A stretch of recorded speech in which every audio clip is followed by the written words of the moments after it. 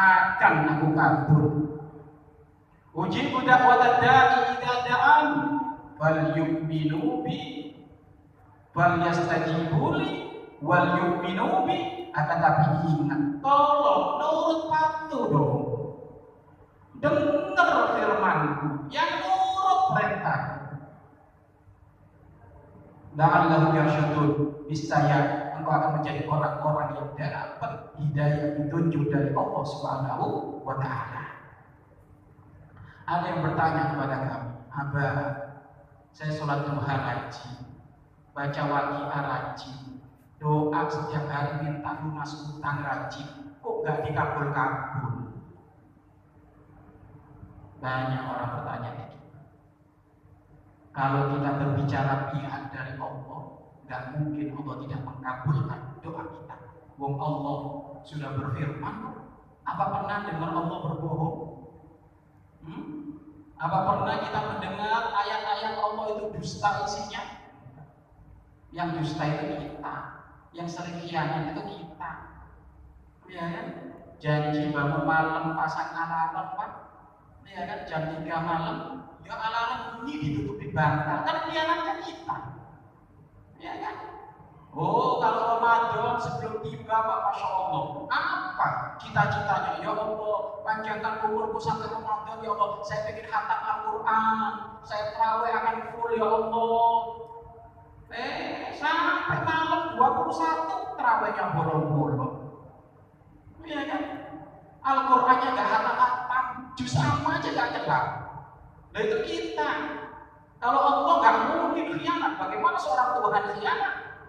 Jangankan Allah, utusannya memiliki sifat as-sidqu wal amanatu wat tablighu dan juga wal fatonah. Utusannya saja mustahil khianat, apalagi Tuhannya. Allah yang menciptakan. Maka jika kita berbicara pihak Allah, gak mungkin Allah tidak mengabulkan doa kita. Akan tetapi, kenapa doa kita gak kunjung-kunjung dikabulkan oleh Allah? Sebabnya apa? Evaluasinya bukan kepada Allah, evaluasinya pada diri kita sendiri. Jangan-jangan belum falyastajibu li, belum patuh, belum nurut sama Allah. Wal yu'minu bi, imannya masih kalah dengan selain Allah. Makanya enggak dikabul-kabul oleh Allah Subhanahu wa Ta'ala. Maka rahasia pengkabulan doa itu apa? Rahasia pengkabulan doa ada 3 poin. 1, kita harus tahu doa itu apa. Doa itu apa? Doa itu 1. 2, hargai keadaan orang yang meminta kepada Allah. Ini poin yang kedua. Poin yang ketiga, hari-hari atau waktu-waktu yang mustajab. Ini juga perlu kita kaji. Kenapa? Agar supaya doa kita bisa menembus langit sampai ke langit 7 hingga ke Sidratul Muntaha hingga nyampe kepada Allah Subhanahu wa Ta'ala. Baik, poin yang pertama, apa doa itu? Doa itu apa sih? Disebutkan oleh para ulama, doa itu meminta kepada Allah dengan mengangkat tangan, dengan menghadirkan rasa yang sangat butuh kepada Allah. Jadi mengangkat tangan tinggi-tinggi, memohon kepada Allah dengan menghadirkan rasa yang sangat butuh kepada Allah Subhanahu wa Ta'ala, baru itu doa. Loh, kita kadang doa pas sampai SMS, ngirim WA, minta dikabul. Dari mana? Oh, nggak punya etika di dalam berdoa kepada Allah. Ada yasinan, pemimpinnya baca doa amin amin, Pak. Dia malah WA-an amin amin, dikirim ke temannya amin amin amin. Kok dikabul sama Allah? Ada lagi yang unik, minta doa ke Facebook, iya kan? Minta doa ke Facebook. Bentar lagi mau ziarah tanah suci, mudah-mudahan ziarahku diterima oleh Allah, umrohnya makbul amin. Minta sama siapa itu? Iya kan? Loh, kita itu kalau berdoa saja belum memenuhi standar, Pak. Arti doa yang diajarkan oleh para ulama itu belum masuk kita ini. Harusnya bisa kita mengadakan tangan, Pak. Air mata kita berderai. Lagi butuh sama Allah. Kan gitu. Coba sekarang anak masuk rumah sakit, sudah gitu mau di PHK, ya kan? Istrinya minta cerai, waduh problem. Anak masuk rumah sakit, mau di PHK, istri minta cerai. Coba kalau doa apa? Gemeter tangannya. Orang ini, Allah. Loh, kenapa kita akan doa seperti itu? Makanya kadang musibah itu menjadikan orang itu kembali kepada Allah. Berarti kalau kayak itu enak dikasih musibah terus ya. Karena kalau nggak dikasih musibah lupa apa? Duit ada banyak, mobil siap, jabatan masih lama, itu kadang lalai Pak. Makanya nikmatani maghbubani, dua nikmat yang menipu manusia. Apa itu? Kelapangan. Duit lagi banyak, jabatan masih panjang. Pokoknya kelapangan itu banyak orang itu lupa kepada Allah. Yang kedua sehat. Oh kalau sudah sehat apa saja masuk makan. Lagi sehat, lupa kepada yang memberi nikmat. Tapi kalau sudah kena asam urat, ya kan, kena darah apa itu? Darah manis itu, gula darah, ya kan, kencing manis. Oh itu sudah makan ini ya Allah, makan ini ya Allah, makan ini ya Allah, makan ini ya Allah. Apa mulutnya lancar nyebut Allah kan punya masalah. Berarti kalau kayak gitu enak punya masalah atau enggak? Jangan minta masalah berat, ya kan? Jangan minta masalah pulang dari sini, ya Allah kasih saya masalah, aku nggak kuat. Jangan. Tetapi kadang Allah ngasih masalah itu karena memang Allah itu sayang sama dia. Disebutkan dalam sebuah hadis, idza ahabballahu abdahu, ibtalahu. Idza ahabballah, apabila Allah mencintai hambanya, ibtalahu, Allah akan menguji hambanya. Makanya orang-orang soleh itu Bapak Ibu kalau seminggu gak sakit nangis kan. Para kekasih Allah itu 1 minggu gak sakit nangis Pak. Loh, jangan-jangan Allah berpaling. Loh, jangan-jangan Allah gak dekat sama aku. 1 minggu gak ada ujian. Bukan berarti beliau minta diuji, enggak, tapi khawatir beliau dijauhkan dari Allah karena tanda dicintai Allah itu diuji. Pulang dari sini belanja masalah, ya, pulang dari sini belanja masalah. Waduh, solusinya bagaimana? Kita punya Allah dan yang maha segala-galanya, memilih segala solusi. Beres orang-orang, ya kan? Nabi Muhammad orang paling dekat dengan Allah. Ujiannya kayak apa? Oh, ujiannya di atas rata-rata manusia. Makanya sampai dapat gelar ulul azmi. Ulul azmi itu apa? Nabi yang paling banyak diuji dan paling sabar, paling kuat. Ada 5 nabi kan? Pemimpinnya siapa? Nabi Muhammad. Loh ini seorang nabi kok diuji?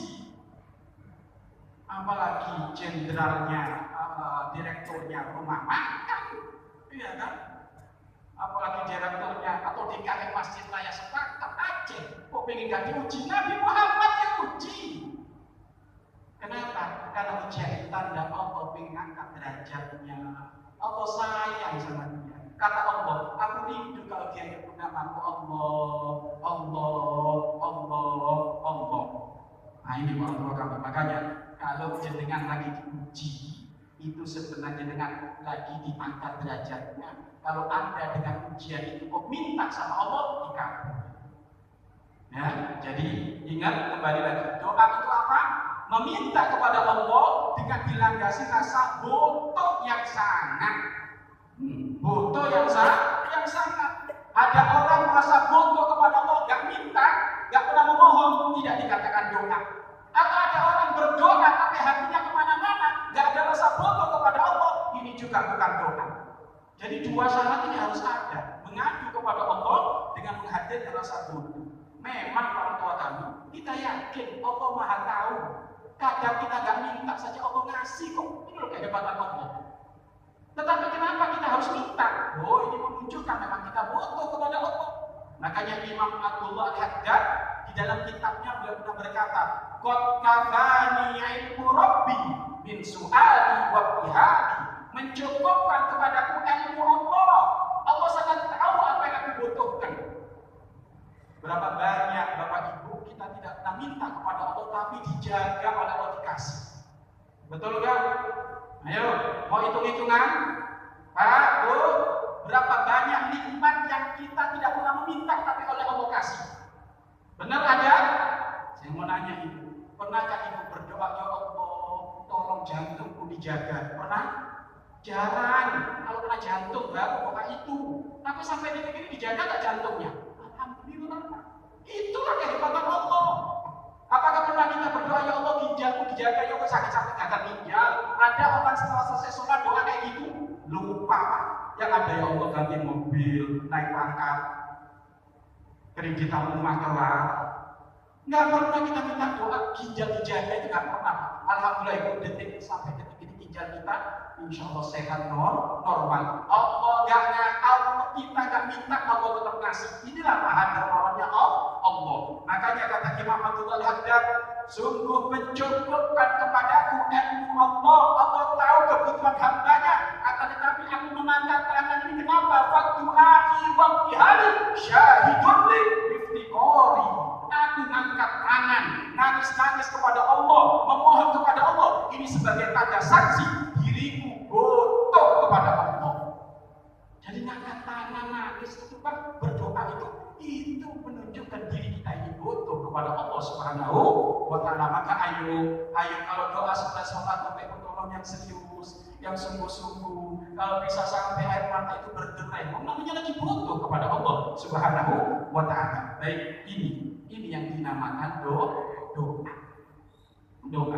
Kemudian yang kedua adalah setelah kita mengetahui doa itu apa, maka poin yang kedua, keadaan orang yang berdoa.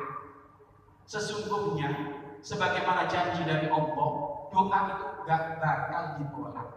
Bahkan dalam ayat yang lain Allah berfirman, ud'uni astajib lakum. Ente minta tak kasih. Ente minta tak beri, kata Allah. Kamu mohon kepadaku bakal tak kasih. Tetapi kok seakan-akan kayak gak dikunjung-kunjung diberi, ini bagaimana Pak? Maka kita tengok keadaan yang mengukur. Dasar utama, sebab utama yang menjadikan doa itu gak dikabul, dosa-dosa kita. Sampai disebutkan dalam riwayat, Allah itu sudah membagi-bagi rezeki setiap pagi. Rezeki itu sudah dibagi-bagi melalui malaikat. Anggap gini, jamaah masjid Aceh sepakat subuh ini dapat rezeki ratusan juta. Amin. Amin. Amin kok lah. Susah amin aja kok angin. Amin. Mau dikasih oleh malaikat ratusan juta. Tak taunya ada yang mereka sholat subuhnya kesiangan. Kata Allah, bentar dulu. Enak aja. Laporan kepada belum. Tahan dulu. Ada lagi Bapak Ibu sholat subuh, Bapak Ibu tapi ketiduran. Loh, ini sholat subuh bukan baca doa tapi tidur. Tahan. Sehingga dari beberapa ratus juta yang sudah disiapkan oleh Allah, hanya 1, 2, 3 orang yang dapat memenuhi standar untuk dia dikasih oleh Allah hadiah.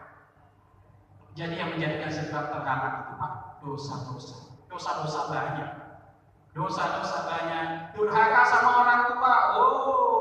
Yang durhaka kepada orang tua hati-hati. Walaupun doa di depan Ka'bah sampai bermata air darah atau sampai keluarkan air mata darah, dia berdoa nangis-nangis di depan Ka'bah, tapi kalau dia kurang ajar dengan orang tuanya nggak bisa dikabul. Ya, nggak bisa. Mahjub dihalangi, kenapa? Kurang ajar sama orang tua. Orang tuanya di kampung nggak diperhatikan. Enak aja dia kerja, nggak pernah ngambil ridho orang tuanya. Setiap bulan umroh, tapi umrohnya nggak diterima oleh Allah. Kurang ajar sama orang tuanya. Apalagi, memutus silaturahmi, tetangga dengan tetangga nggak akur, sama itu dosa. Nah, apalagi makan yang haram, ini juga dosa. Ini juga yang menjadi sebab penghalang doa itu nggak dikabul oleh Allah. Nggak bisa ntar ini makanannya kok belum halal, pekerjaannya kok belum halal. Ntar dulu, sucikan dulu. Yang benar kalau minta kepadaku. Jadi keadaan yang meminta ini harus dalam keadaan benar-benar dalam keadaan suci bersih. Suci bersih, suci bersih, suci bersih. Innallaha jamilun yuhibbul jamal. Allah itu indah dan menyukai keindahan. Allah itu istimewa, menyukai keistimewaan. Maka jangan sampai saat kita ibadah kepada Allah kok asal-asalan, gak dipersiapkan semuanya. Makanya kunci sebelum kita berdoa, pintu untuk mempermudah doa itu cepat dikabul, tobat dulu. Sebelum minta itu Pak, nangis dulu, ya Allah, saya sadar ya Allah belum sempurna, dosaku banyak ya Allah, mohon dimaafkan, diampuni ya Allah. Saya pernah meninggalkan sholat, saya pernah makan yang haram, saya kurang ajar dengan orang tua ya Allah, maafkan aku ya Allah, ampuni, jangan kau seksa aku ya Allah. Nangis dulu, tobat.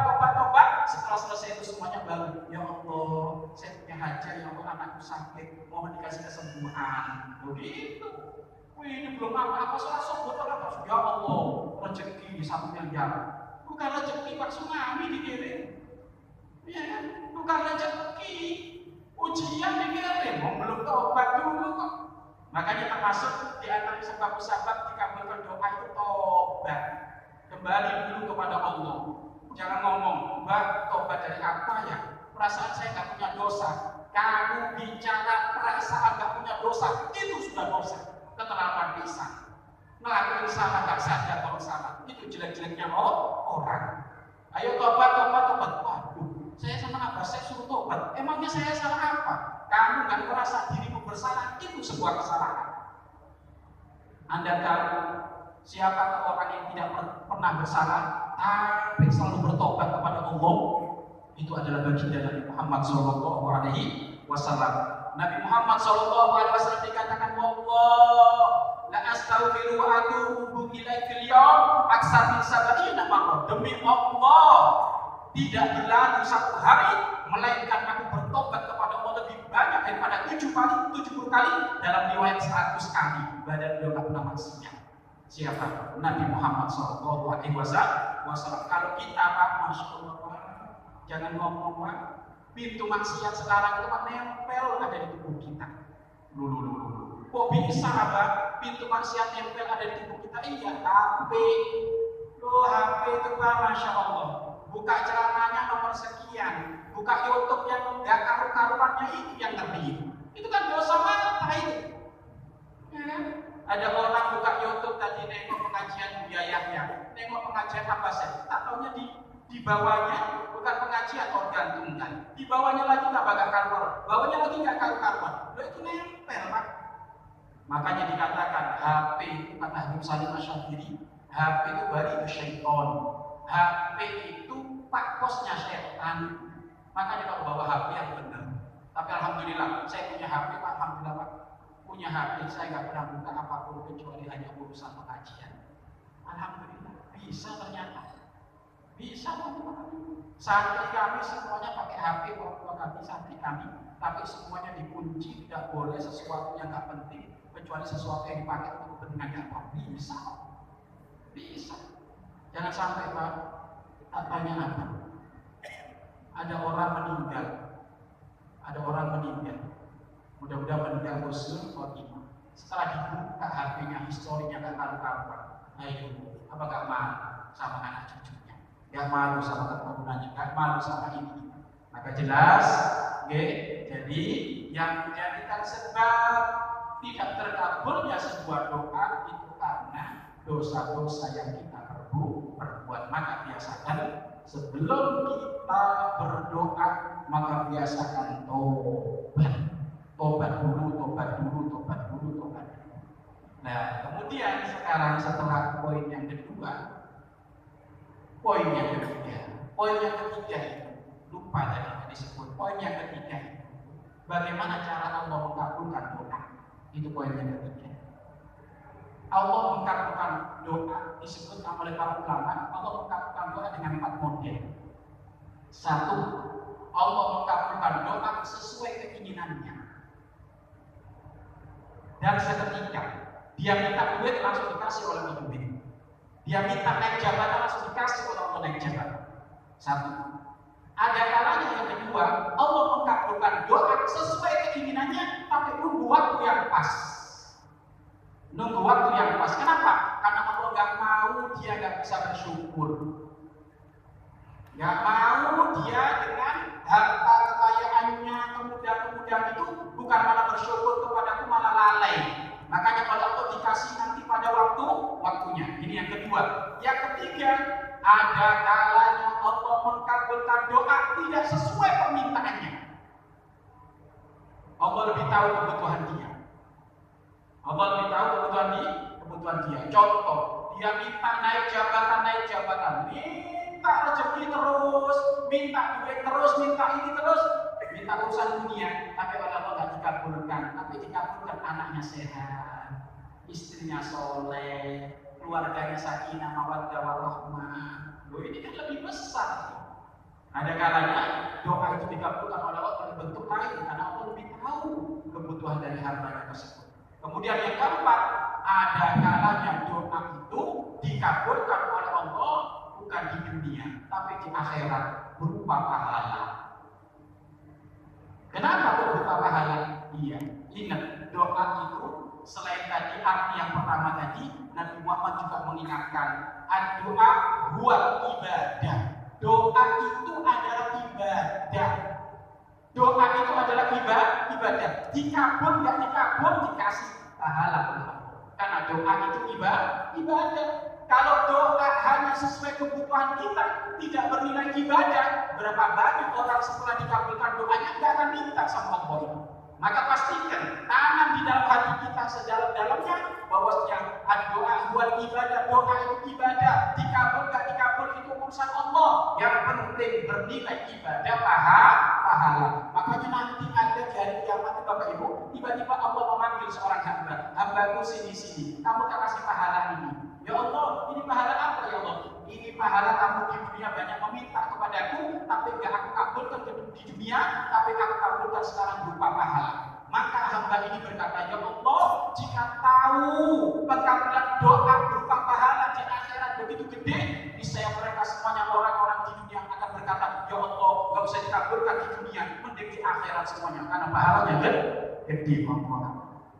Nah ini jelas pengkabulan doa itu dengan 4 model tadi. Ini bisa jadi sesuai permintaannya dan segera, bisa jadi sesuai permintaannya namun nunggu nanti waktu yang pas, bisa jadi sesuai pengetahuan Allah mana yang lebih penting, atau yang keempat dikasih balasan nanti ada di surga Allah Subhanahu wa Ta'ala. Maka tugas kita bagaimana Bapak Ibu? Tugas kita adalah yang penting kita minta kepada Allah, memohon kepada Allah, dikabul gak dikabul itu urusan Allah, yang penting kita minta. Bahkan disebutkan oleh para ulama, berburu-buru pengen dikabul doa itu tanda doanya gak dikabul. Berburu-buru untuk doanya dikabul itu tanda dirinya gak dikabul oleh Allah. Makanya kalau minta kepada Allah itu jangan minta buru-buru. Nah, ya Allah sudah doa bertahun-tahun, kenapa nggak dikabul ya Allah? Apakah dia lupa orang tua kami? Penungguan, menunggu pengkabulan doa itu dapat pahala. Karena doa itu ibadah. Contoh, ada doa sekarang. Ya Allah, saya ingin sembuh ya Allah. Kok 1 minggu nggak dikabul Pak? Berarti selama kita nunggu 1 minggu itu pahala. Pahala. Kalau minggu depan ternyata sembuh, ya nggak ada pahala doa lagi. Karena sudah dikabul. Ayo kita ingin dapat pahala atau sembuh saja nggak dapat pahala. Tentu kita ingin dapat pahala dan sembuh. Makanya menunggu pengkabulan doa itu adalah juga berupa pahala. Bahkan orang tua kami, Anda tahu Nabi Musa alaihissalam yang mendapatkan julukan Kalimullah. Nabi Musa itu pernah mengadu kepada Allah urusan Fir'aun. Ya Allah, Fir'aun ini pejabat yang begitu sewena-wena dengan jabatannya. Maka ya Allah, jika kau mengizinkan, cabut saja jabatannya dan cabut kekayaannya, kata Nabi Musa. Sama Allah dibiarkan, dia Musa akan aku cabut. Kapan? 100 tahun setelah Nabi Musa berdoa baru dicabut. Siapa ini? Nabi Musa. Jenengan Nabi udah jauh kok ini minta sekarang doa besok langsung kelar. Dari mana itu? Nabi Musa. Nabi Musa kalimullah, Nabi yang pernah mendengar firman Allah, berdoa dijanjikan oleh Allah, ya Musa akan aku kabul. Musa kapan?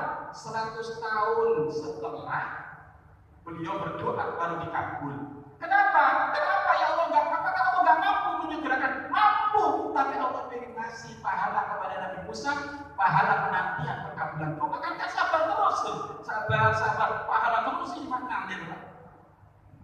Nabi Zakaria beliau pernah ngaku, ya Allah saya ingin punya anak. Rabbi habli minas sholihin, ya kan? Akhirnya dijanjikan oleh Allah, nanti kamu punya anak yang namanya Ismu Yahya, akan dikasih anak namanya Yahya. Kapan itu? Setelah 100 tahun baru dikabul. Setelah 100 tahun baru dikabul. Apakah Allah gak cinta sama Nabi Zakaria? Cinta. Apakah Allah gak cinta sama Nabi Musa? Cinta orang tua kami. Loh kenapa gak muncul dikabulkan Bapak Ibu? Nih, tak kasih contoh Bapak Ibu. Malaikat Jibril suatu ketika beliau itu bukan protes kepada Allah, mengingatkan, ya Allah, ada hambamu di sana yang Allah sakit bertahun-tahun. Beliau sudah berdoa angkat tangan, ingin minta dikasih kesembuhan. Sudah lama ya Rasulullah, ya Allah. Beliau doa bertahun-tahun, kenapa gak kunjung kamu kabul berdoanya biar dia sembuh dari penyakitnya? Kata Allah, yang ngasih penyakit aku, yang menyembuhkan aku, sangat mudah. Tapi kenapa ya Allah gak langsung dikabulkan? Aku lagi senang suaranya. Aku lagi senang, dia itu ngadu gak gitu senang saya. Senang. Contoh Pak, kalau ada orang ngamen kan, kalau ada orang